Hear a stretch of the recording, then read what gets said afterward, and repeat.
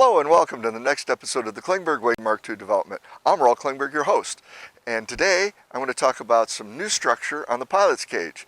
We've been waiting for good weather here in California to go out and do more test flying, but we've been thwarted by late spring showers. Very unusual, but we need the rain. So thumbs up on the rain, but it's delayed testing of the glider. So while I've had this time available, I decided to go ahead and make some changes to the pilot's cage that I think are upgrades.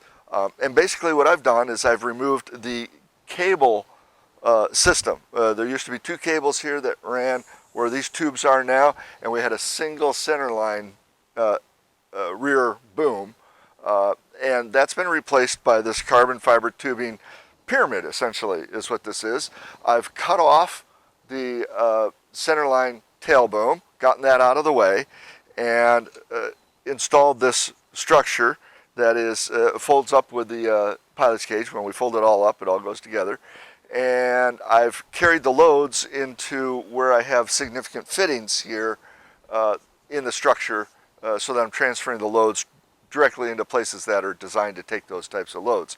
And of course the main advantage is it is now a rigid structure. As you all know, you can't push on a rope, you can't push on a cable either, but with rigid struts, they can take both compression and tension loads, which is an improvement. So the structure used to be where if this is the pilot's cage and this is the wing, they had somewhat freedom to rotate like this relative to each other, much like a flex wing. And I never thought much about it at the time, and I thought, a little rotation's okay as long as I'm not overloading the fittings. The problem it caused was, it gets a little complicated, but it has to do with mass moment of inertia. When you're standing there trying to launch, the wing being 15 meters long, 7.5 meters on each side, when it starts moving in yaw, very difficult to get it to stop. That's because the center of mass for each semi-panel is a long ways away. It has a huge moment arm. And once that wing gets moving in yaw, it's very hard to get it to stop. That's mass moment of inertia in yaw. So if the pilot's cage is not rigid to the wing, and the wing wants to do this, and I'm standing in one spot, and then there's a lag in the amount of time, I'm pushing, oh, the wing finally comes back, swings back, goes past where I wanted it, because there's flexibility between the pilot's cage and the wing, goes to the other side, and then you're pushing it the other way, made ground handling challenging. Not impossible. You've seen me launch the wing, it wasn't a huge problem, but it was annoying and made the ground handling extra hard. So by rigidizing the structure this way, you have much more response in controlling the wing in yaw. It's much better. Okay, welcome back. You see the shadows have shifted a little bit here. We've had a delay. The batteries ran out on the darn microphone, and I was yakking along and no sound. So we got that fixed, we're charged up, we're good to go here. Let's see, I was about to tell you about the center tailbone. As you see, the center tailbone that I had before is gone. And the hope was removing this would give me headroom here, that I'd have more room to stand up and it'd be easier to maneuver the glider. As it turned out, with all the changes that we made, shifting the pilot's cage and CG locations and all that, my head is still underneath the wing. I have no more room than I had before. However, the V-shaped tailbone instead of the single tailbone, much more rigid, stronger, better way of doing the design. So I could change this whole situation by changing the rear spar. I could take part of the upper skin off of the wing, carefully grind it off, and put in a new trailing edge spar. Now the current one goes straight across the wing like this, and there wouldn't be enough room for my head here. But I could build a more complicated spar that has a V shape like this, and ran forward like this and back, and then I could cut a hole in the wing, and I'd have room for my head. It'd be very much like the Swift or Millennium then. And it's funny how this stuff works out. You work out a wing that has fairly good performance, stability and all that, and all of the positions work out pretty much the same, highly similar. So that's an option here, but that would be a big change that would come in the winter time here, because there'd be a lot of work to remove this upper skin and build a new spar and drop it in there, change the whole design. There could be some good reasons for that later, and we'll discuss them a little bit. So we now have a rigid structure here where the pilot's cage doesn't shift relative to the wing anymore. And we have an open area here in the middle that we can deal with in a variety of ways. We could use that to our advantage. And the completion of the changes on the front end, I replaced the front cables with these two struts. These are like 1/2-inch diameter struts, carbon fiber tubing, and they allow the system to take compression as well as tension loads, and this finishes rigidizing the structure. It still folds up the same. Pull a pin here for these two struts, and they fold down flat like this. As the wing comes forward, they fold flat. The vertical compression strut, that swings aft, that goes down this way and aft. Okay, so let's take a look at the aft end back here. This is folds up in a pretty fancy way.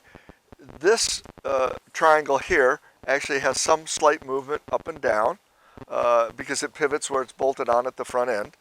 And the lower part can swing down like this. There's one pin here, that clevis pin that holds it together at the rear. You pull this pin, this one folds down a little bit, and as the wing goes down and flat forward, this point here actually passes through here, and this triangle folds up on top of the wing going forward. And I'm going to put up a picture here to the side so you can see how the whole thing looks folded up. And it turned out in the long run to be the better answer.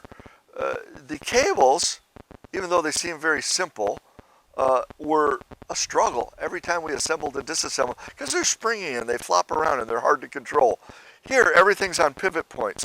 So you swing it up, you swing stuff out, you drop the pins in, and you're done. There's no cables to tension. There's nothing to tug on and push around. It just goes together much easier, less struggle, and hence faster. So it's a significant improvement. It cost £1.25, but that's not bad because the whole thing goes together and comes apart much easier now. And the cables don't get tangled up with other stuff when we're trying to deploy. The other problem that we had was very interesting, took us by the surprise. A lot of vibration during transport in the trailer, and the turnbuckles would unscrew themselves and fall apart, and we'd lose parts. We'd have to tape them before transport so they wouldn't unscrew. Get rid of the turnbuckles, don't have that problem anymore. So, big plus. So that's the structural change in the cockpit, and it is a big plus in terms of the ground handling. And then we have one other change that's not structural, but came about because of having somebody else ground handle the glider. A friend of mine from YouTube came out, he's a Swift pilot, and I had him pick it up and ground handle it and see what he thought compared to the Swift. And he thought the ground handling was okay. He says, oh, this is okay, I like it. He says, this is quite doable. And I says, okay, good, making progress with it then. But what had happened was, he gets his hand on the side stick like this, and he grabbed this forward strut here, rather than the hand grip. Now this hand grip normally located back here. So he went on the hand grip, but then he let go of that and he grabbed here and he goes, oh, this is much better. He says, I have better yaw control, I have better pitch control. And I says, yes, but you can't get your elbow, you can't get this elbow up against this strut like this to push and control the yaw. He said that this felt better. So I got in it and I tried it.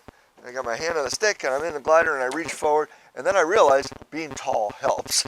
He's quite a bit taller than me, and his arms hence are longer, and he, being back here, he had enough reach to grab the strut up here and still have some extension capability in his arm. When I'm in here and I reach the strut, my arm's out all the way already. So I don't have quite as much capability to push the glider around. So the spacing of these struts clearly became very important based on body size. And they probably need to be changed a little bit to accommodate the average person, which is my size. And if it accommodates average, it'll accommodate people that are also larger. So what we did in the short term is we took the side lift grip here from back here, where I had my elbow up against the strut, to up here where I have more leverage. So I gained about a foot and a half of leverage in terms of pitch, and I gained leverage in terms of yaw. So I can still put my hips up against the pilot cage to control that, and push side to side with this arm to control yaw, and do this to control pitch. And I found this to be a huge improvement. I tried grabbing up here, and I saw where it's better leverage and works better, but my arm being fully extended, I couldn't quite do it as well. So this was a good substitute. So going forward, if and when I build a new pilot's cage, I will space these vertical struts a little closer together so that I can reach the vertical one. We get rid of all of this. We get rid of the side grip, then you don't have to worry about folding it up for transport, and you just use the forward one here for controlling yaw and pitch, and it'll work out great. Simple, straightforward. Just a minor change in the design of the pilot's cage, and if I make any more changes to this pilot's cage, it'll have to be an all-new one because, golly, at least the lower part, the horizontal part would be all new because there's been so many other changes. And a lot of add this on and add that on, and we can improve the whole thing by making a new one. So those were significant improvements that we gained when we were out doing some ground testing. And following my yammering here, we'll run some video of those ground tests, and I'll have some voiceover so you can see some of the aerodynamic things that we tested and what we learned along the way. Now, finally, I'd like to say thanks to my YouTube viewer that donated this. I think it's on an extended donation. This is a second chance compressed air deployment system for emergency parachutes. They no longer make these. They're hard to find, and this one's in excellent condition. So I was thrilled to get this.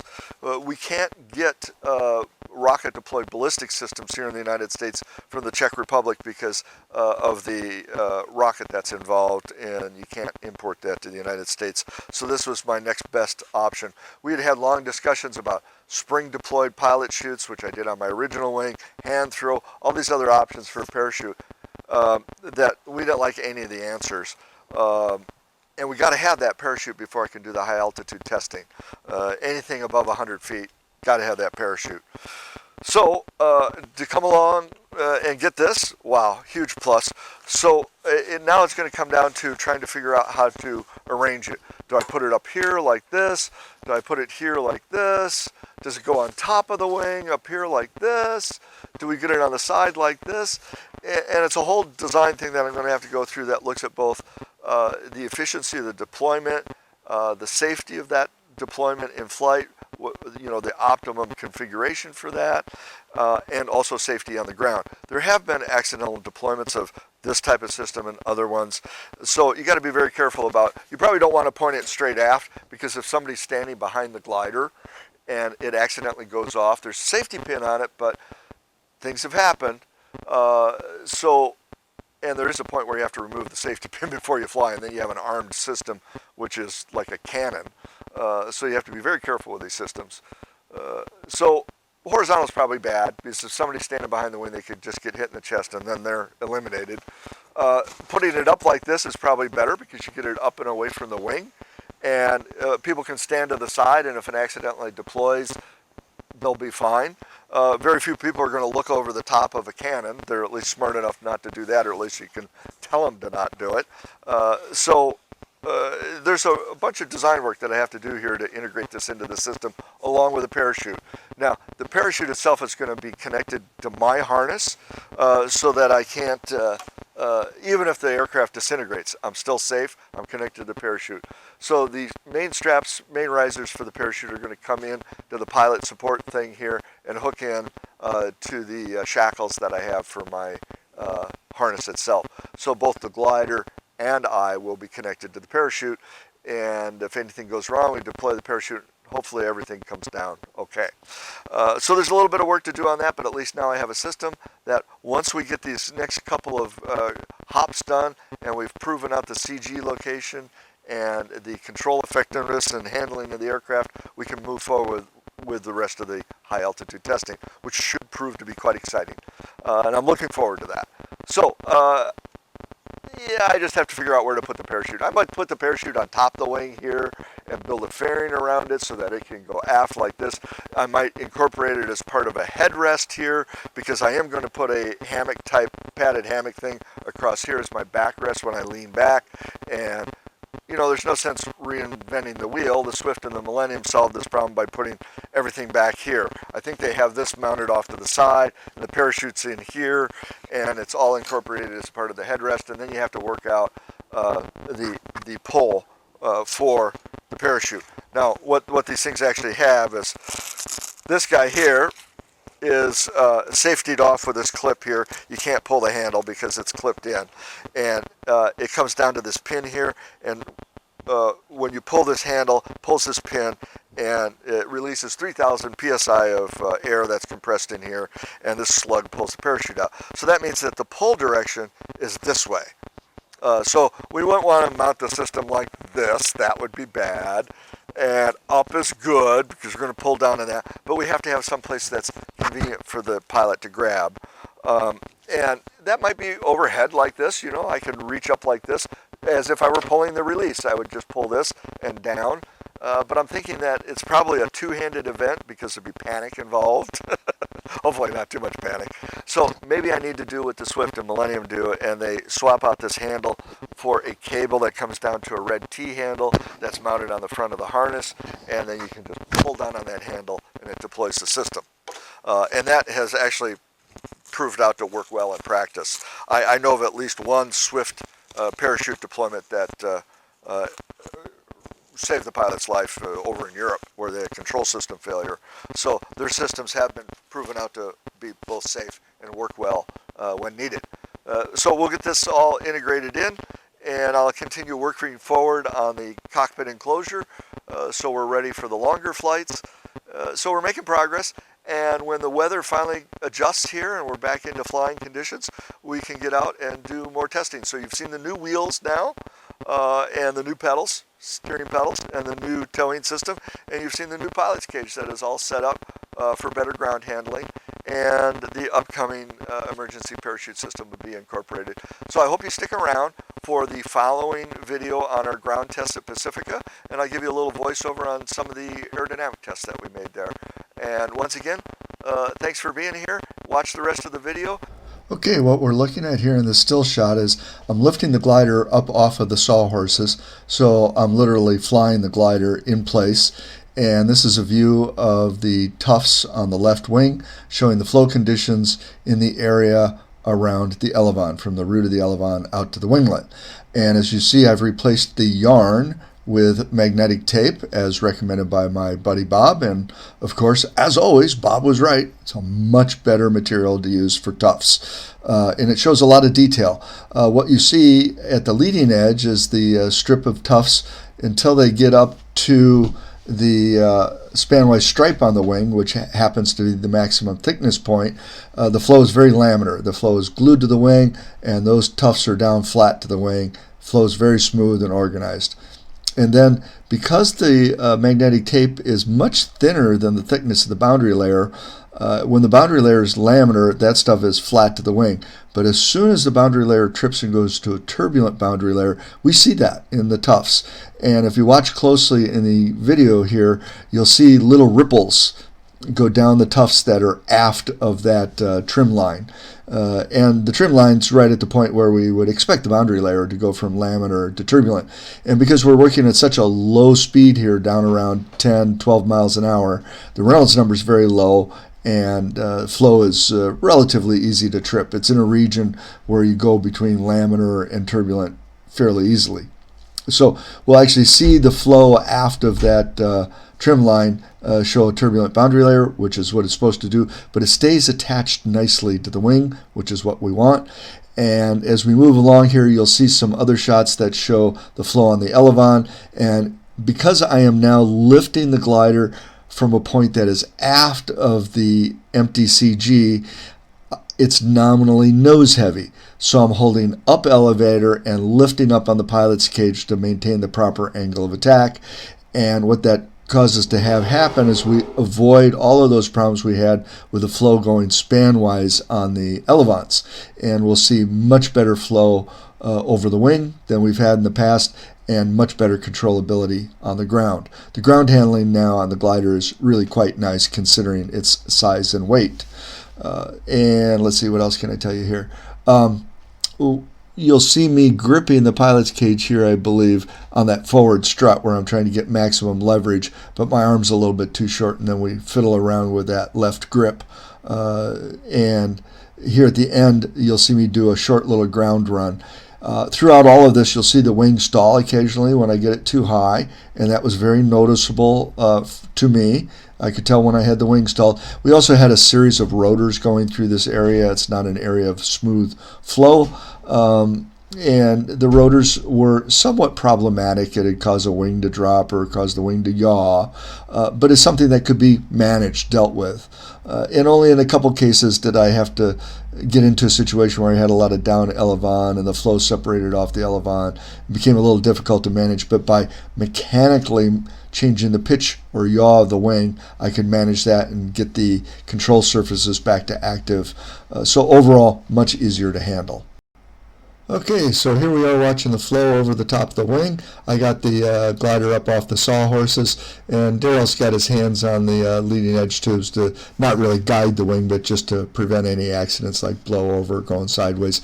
I really have full control of the wing. We see the flow is nice and organized, even over the elevon, much better than we've had in the past. And because I am lifting after the empty CG, I'm holding up elevator that we see here, and that keeps the flow nice and organized over the elevons. And I have good positive control of the wing. I really felt comfortable throughout all of this. And the occasional rotors go through and you have to use your body to push the pilot's cage around and fix it. A couple of times I stalled the wing, getting the nose up too high, but that's just getting to know the wing. And of course, just like a regular flex wing launch, you got to wait until the rotors pass through. You got nice steady flow, and then you can do your takeoff run. And that's essentially what you'll see here. Here I've stalled the wing, and I put down elevator in to try to get the nose back down, but it's really a manual thing of pushing the nose back down. And we're going to have a short little run here at the end to see what it feels like moving forward. And it felt great. I could have launched if I would have had a place to land, but there was no place to land. So this is really ground handling runs. And even with some down elevon in there, we still have reasonably good flow over the elevon, much better than in the past, and that's probably because I've sealed off the elevon gaps, I would assume. But overall, the current configuration of the cockpit and everything else, it's much better ground handling. And I really appreciate Dave and Daryl helping out during the day, and especially Amelia running the camera. Without them, none of this would be possible. And here I've backed up about 20 feet, and I'm going to take a little jog forward and see what it feels like. I don't have the lift harness hooked up, I don't have the flight harness hooked up. I have the lift harness. Here I walk it forward and pick up a little bit of speed, and right here the glider's lifting itself, and if I would have had the flight harness on, I could have taken off. Of course, like I said, there's no place to land, so we ended it right there. So once again, thanks to everybody, and as I say to all of you, please remember, fly safe, and hey, before you go, hit that subscribe button. Thank you very much. Bye for now.